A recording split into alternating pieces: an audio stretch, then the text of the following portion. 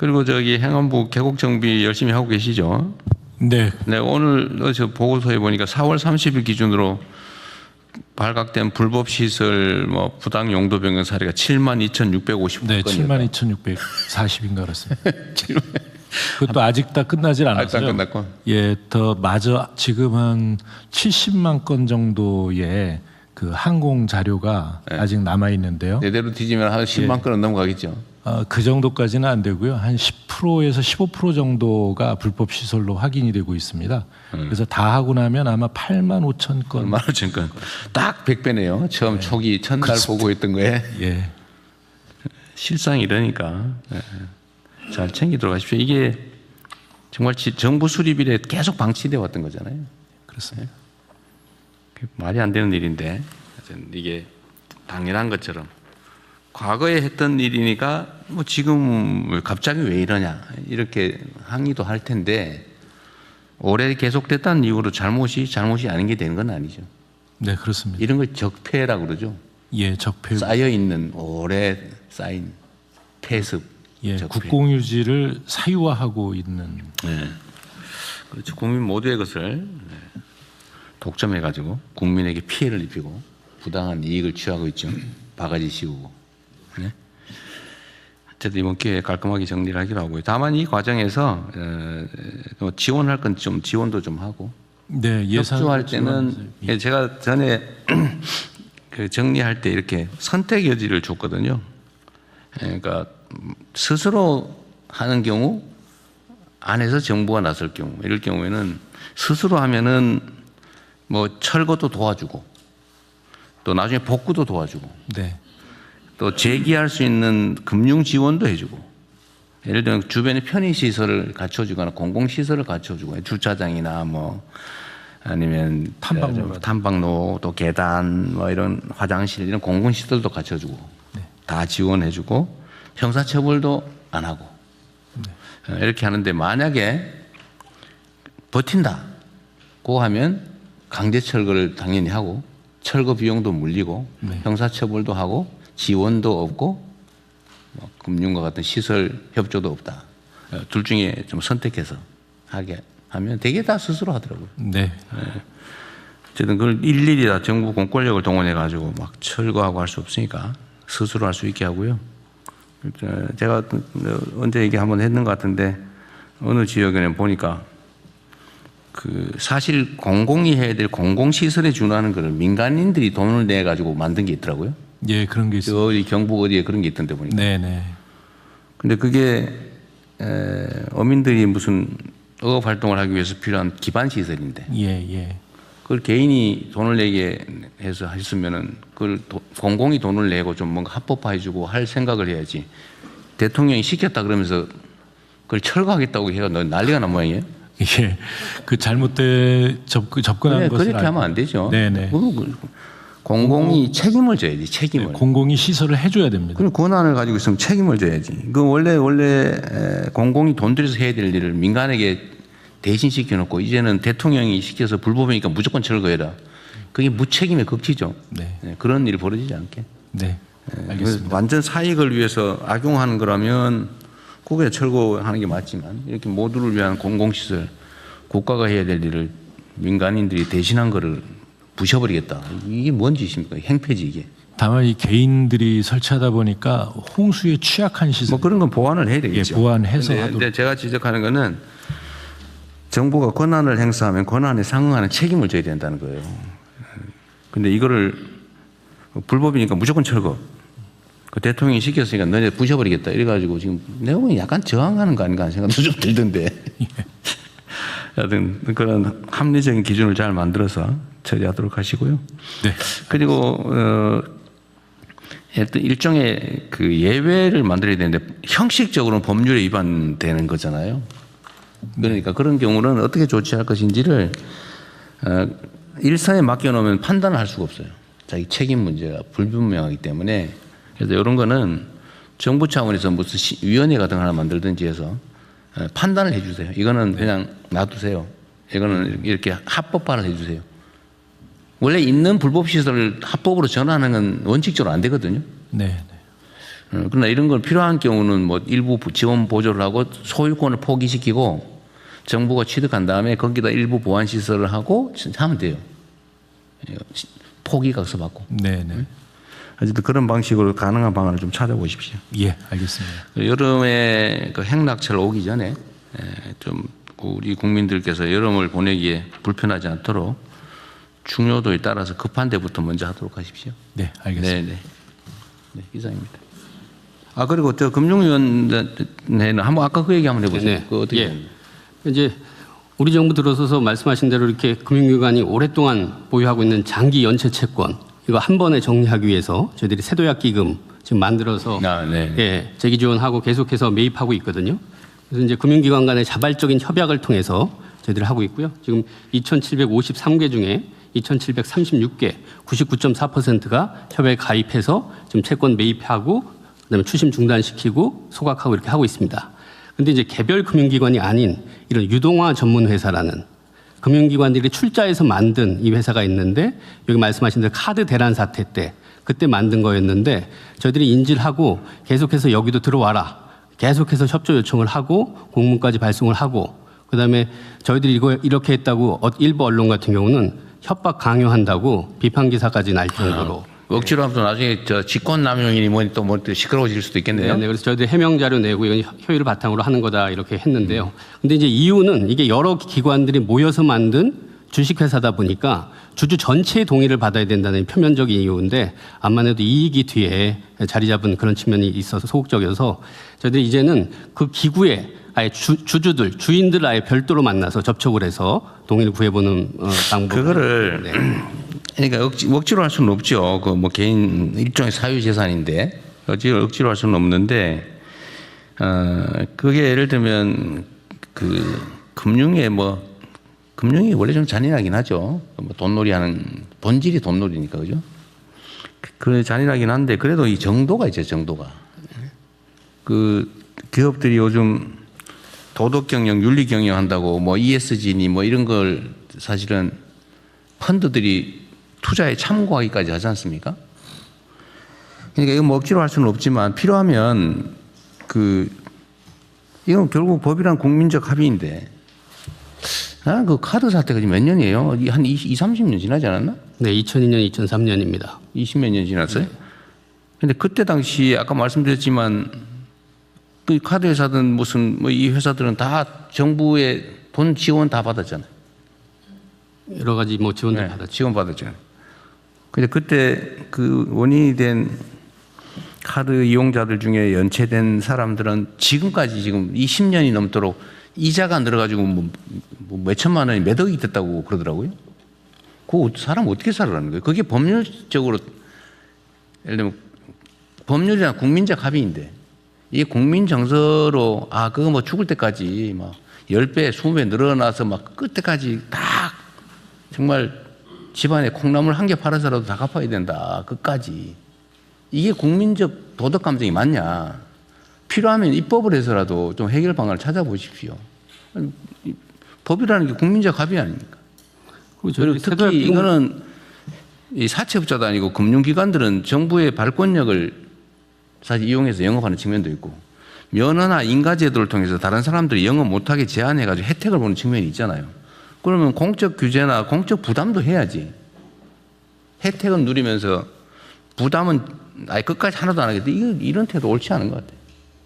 억지로는 못하겠지만 필요한 뭔가 가능한 대안이 있는지 한번 검토해 보십시오. 네네. 이거 억지로 시키면 또 뭐 나중에 시끄러울 것 같아요. 그래서 저기 말씀하신 주지 마세요. 일부 지금 기관들 중에 하나는 본인이 먼저 자기들이 그걸 매각하겠다. 넘겨서 지금 보도자료 낸 것도 있고요. 그다음에 세도약 기금 자체가 일종의 사회적 합의였습니다. 7년 이상 이렇게 장기 연체된 거를 가지고 있어봐야 결국 그 사람들 괴롭히기만 하고 사회적으로 정상 경제 생활도 못하고 네. 이번에 한번 정리를 해서 다시 재기 기회를 주는 게 우리 경제 사회로 해서 바람직하다. 이런 사회적 합의가 있었기 때문에 금융기관들도 다 참여하고 이렇게 굴러가는 거고요. 아마 이 부분 같은 경우는 제가 보니까 아마 기본 주주들은 개별적으로 물으면 다 참여를 할 겁니다. 하여간 이 부분 같은 경우도 저희들이 해결하도록 다양한 방안을 좀 강구해 보도록 하겠습니다. 하여튼 네, 이후 회의는 국무총리께서 진행해 주시겠습니다. 네, 현안 토의부터 진행하겠습니다. 중동전쟁 관련 비상국정 운영 및 대응 현황 재경부 산업부, 금융위, 복지부, 외교부 순서로 장관님들께서 순서대로 발제해 주십시오. 예, 재경부 장관입니다. 거시경제 및 물가 대응방 현황에 대해서 보고를 드리겠습니다. 중동 전쟁의 그 종정 협상안 관련해서 미국과 이란 간의 이견이 노정되고 있어서 시장의 불확실성이 있는 상황입니다. 트럼프 대통령은 이란이 보낸 답변에 대해서 전적으로 용납 불가하다. 쓰레기 같은 제안이다. 이것은 약한 휴전이다. 이런 등의 어떤 메시지를 보내고 있어서 공격 재개 움직임까지 있을 수 있다는 메시지까지 보내고 있습니다. 이에 대해서 이란은 자기들은 영내 전쟁 종식에 중점을 두고 협상을 진행하고 있고, 만약에 미국이 또 공격한다면 모든 준비가 되어 있다. 강경한 분위기를 이렇게 하고 있는 상황입니다. 다들 이게 자료를 다 봤을 테니까요. 네. 간략하게 요약해서 하십시오. 알겠습니다. 너무 전에도 네. 국무회의를 3시간 반씩 했다고 원성이 자자하더라고. 처음에 하시는 분은 괜찮은데 나중에 너무 힘들어요. 알겠습니다. 제가 간략하게 하겠습니다. 이런 와중에서도 그래도 국제 유가는 지금 WTI가 어제 99불에서 오늘 98불 20센트로 오히려 보합을 보이고 있고요.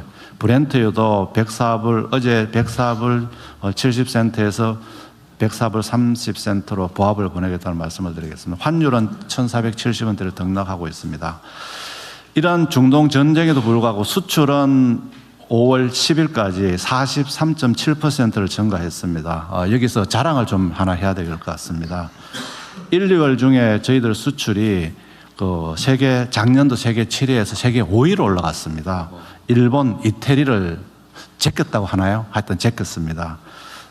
그리고 주가도 지금 역대 최고치를 이루고 있습니다. 주가 같은 경우에도 코스피의 시가총액이 13위에서 7위로 올라갔습니다. 여기도 제낀 국가가 영국, 독일, 프랑스, 여러분들이 잘 들어본 이런 국가들을 추월했다 하는 그런 보고를 드리겠습니다.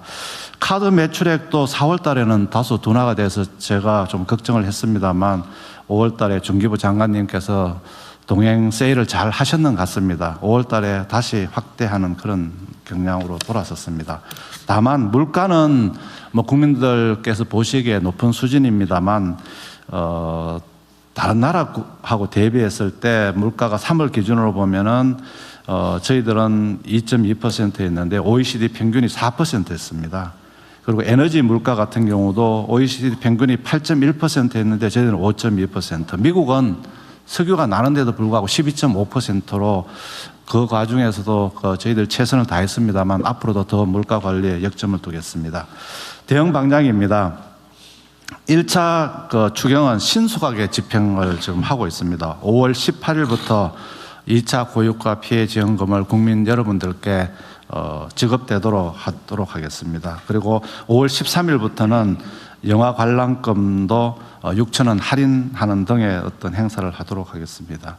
고유가 공급망 충격에 대한 대응입니다.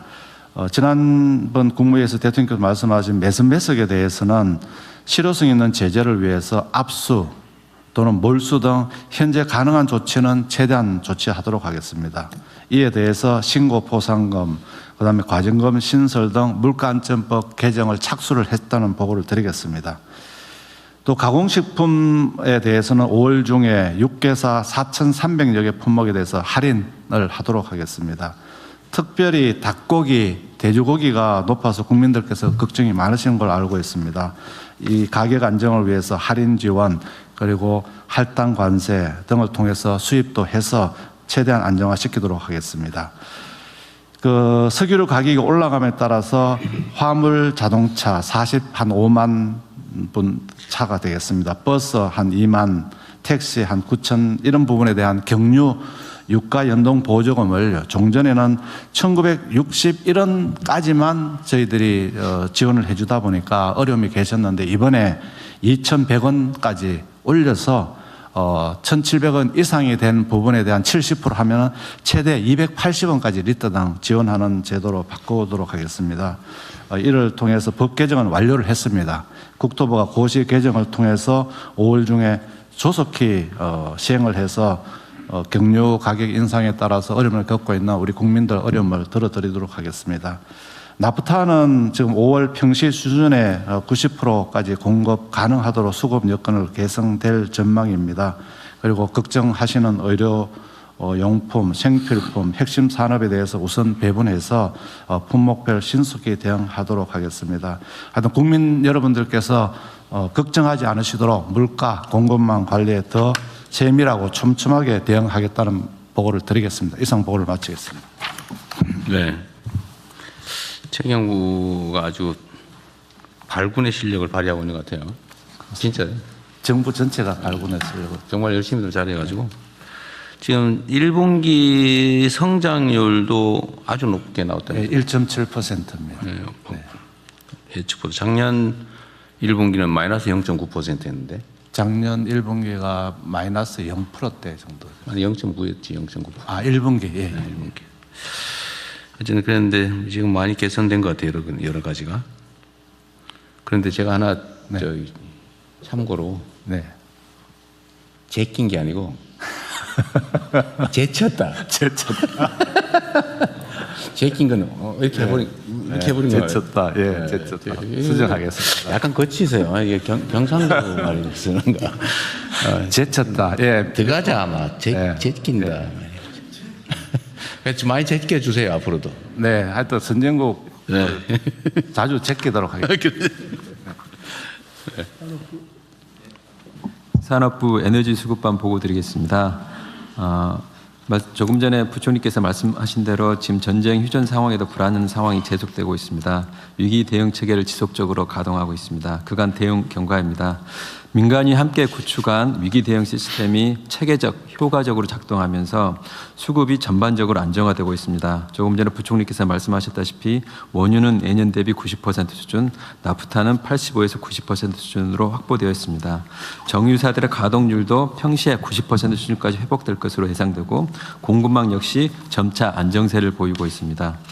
비축유의 수합제도 그리고 추경을 통해 조기에 확보한 재원을 통한 나프타 제체 물량 확보 지원 등 정부의 재정, 제조적 지원이 현장에서 효과적으로 작동하고 특히 전략경제협력 특사단이 확보한 물량이 순차적으로 도입되며 나타난 결과로 보입니다. 앞으로도 이와 같은 물량 수급이 원활히 작동될 수 있도록 최대한 노력을 하겠습니다.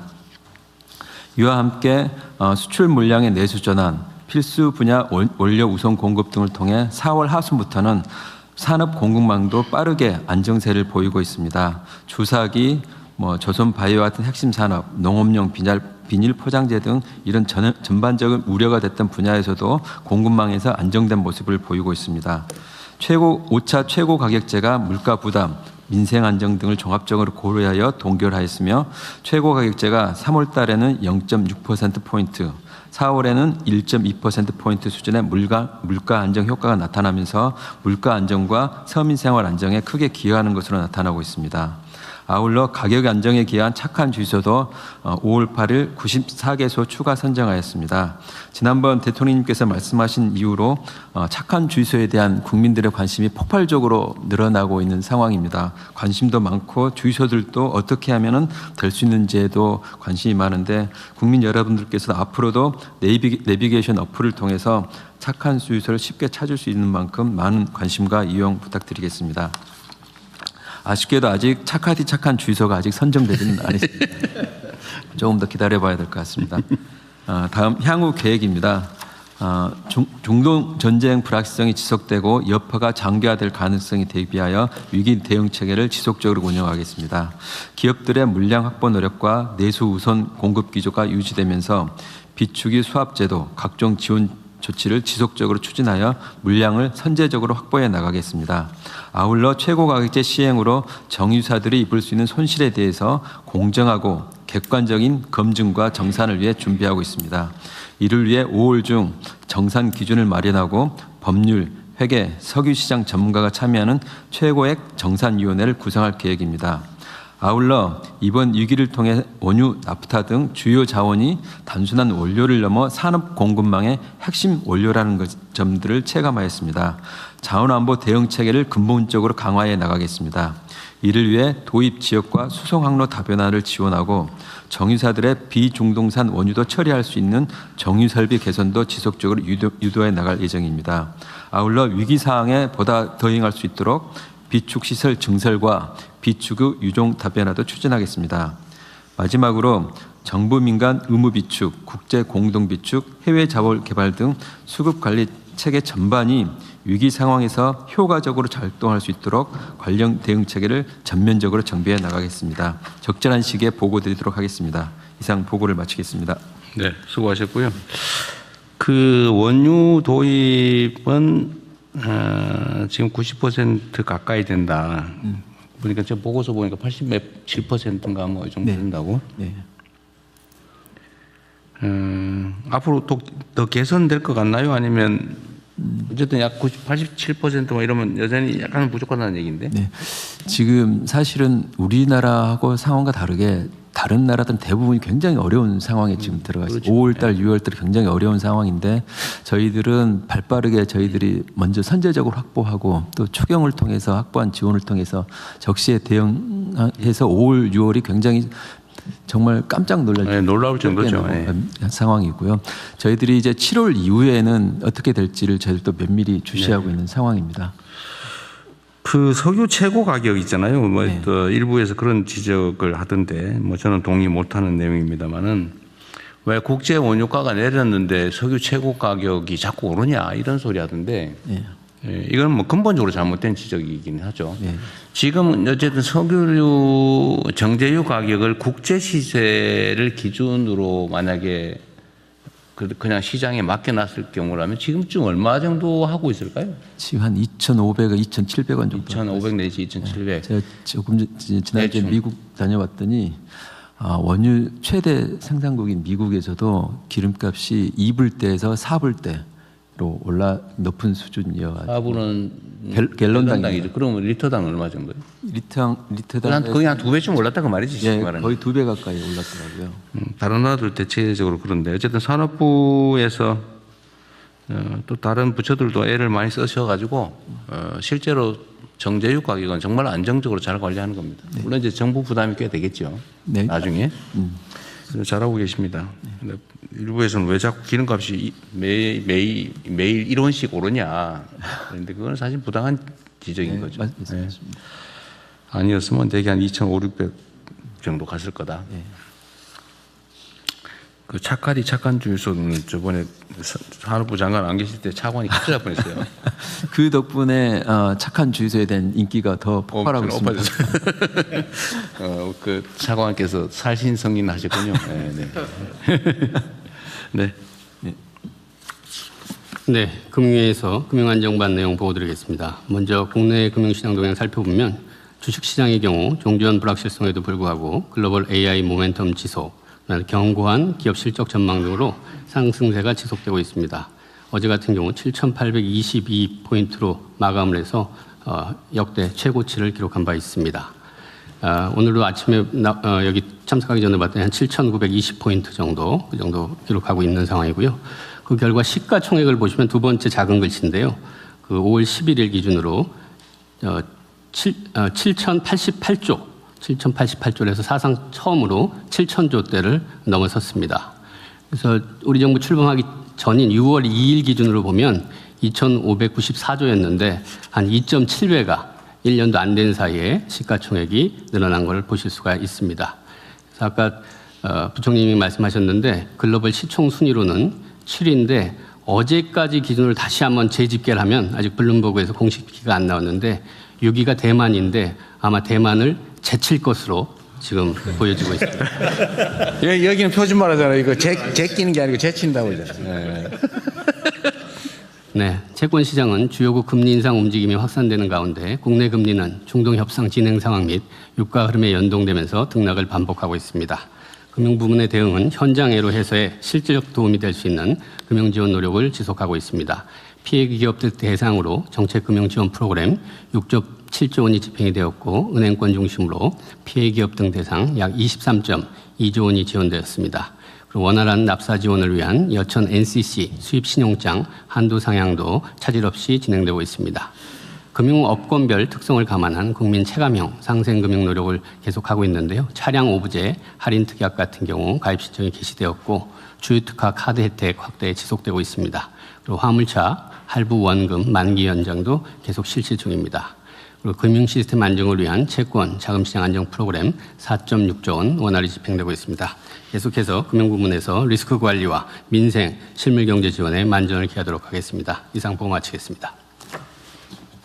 네. 너무 잘하고 있어서 뭐 지적할 게 없네. 다음 하시죠. 보건복지부 장관입니다. 민생복지반 보고 드리겠습니다. 취약계층 보호 및 민생안정 지원입니다. 생계위기 상담 그리고 긴급복지 신청 건수는 최근 9주간 증가하는 동향은 없습니다. 지속적으로 모니터링하겠습니다.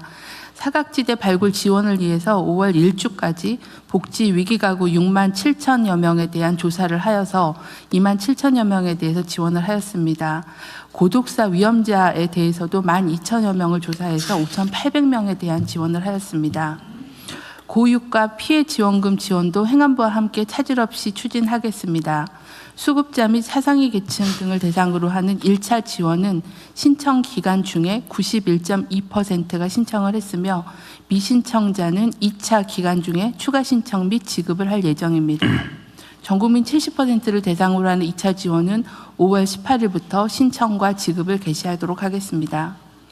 중동전쟁 위기에서 신속한 고용 지원이 이루어질 수 있도록 고용위기 지역 및 특별고용 지원 업종의 지정 요건을 개선해서 시행 중이고 고용유지 지원금 요건 완화 업종도 항공, 운송업 그리고 고무 플라스틱 제조업 등을 추가로 확대하였습니다. 의료 제품은 수급 관리에 총력을 기울인 결과 최근 수급 상황은 안정 추세로 전환된 상황입니다. 다만 가격이 20% 전후로 인상이 돼서 지속적으로 모니터링하고 조치하겠습니다. 산업부와 협업해서 의료제품 제조업체에 5월에도 평시 수준의 원료를 우선 공급하고 있어서 생산이 안정적으로 진행되고 있습니다. 6월 이후에도 지속적으로 관리하겠습니다. 혈액투석 등 필수 의료기관 주사기 한라인도 가동 중에 있고 집에서 치료를 하고 계시는 희귀질환자들의 필수 의료 물품을 공급하기 위해서 비대면 직배송 체계도 운영 중으로 수요조사를 통해서 대상 질환과 품목을 확대하도록 하겠습니다.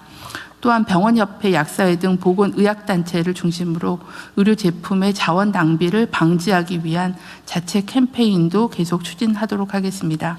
이상 보고를 마치겠습니다. 네, 아까 내 금융위는 너무 빨리 넘어가 버렸는데 지금 현재 7천조 원을 좀 넘었는데 주식시장 평가이익이 그죠? 그 전에 우리가 취임 전에 2,400조? 6월 2일 기준으로는 2,594조. 2,600조. 네. 그러면 대개 한 4,400조 정도가 늘어난 거죠. 근데 네. 이거는 두 가지 요소가 있겠죠. 이게 늘어난 거는 기존의 저평가가 개선된 거 하나하고 두 번째는 최근에 실적 개선된 거 이 두 가지가 합쳐져 있는 거 아니겠습니까? 네네네.